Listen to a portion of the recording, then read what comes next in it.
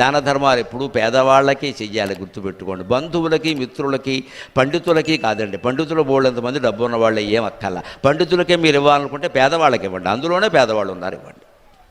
పేదరికమే ముఖ్యం దాన ధర్మానికి ఎప్పుడు కూడా. ఆ బలహీన వర్గాలు, ఆ పేదవాళ్ళు, తినడానికి లేక, కట్టుకుందుకు లేక ఇబ్బంది పడేవాళ్ళు, వైద్యం చేయించుకోలేని వాళ్ళు మన చుట్టూ ఉన్నారండి బోళ్ళంతమంది. వాళ్ళకే ఇవ్వాలి.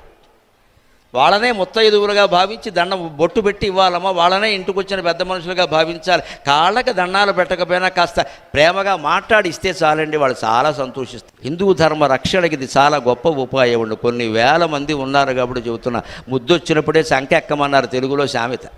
అందుకని ఇంతమంది ఉన్నప్పుడే చెప్పదలుచుకున్న విషయాలు 4 చెప్పేయాలి. హిందూ ధర్మంలో మత మార్పిడి ఆగిపోవాలంటే అగ్రవర్ణాల వాళ్ళందరూ నిమ్న వర్ణాల వారికి, ధనవంతులందరూ లేని వాళ్ళకి దాన ధర్మాలు చేసి అందరిలోనూ భక్తి జ్ఞాన వైరాగ్యాలు నింపాలి బాగా. అప్పుడు ఖచ్చితంగా మత మార్పిడి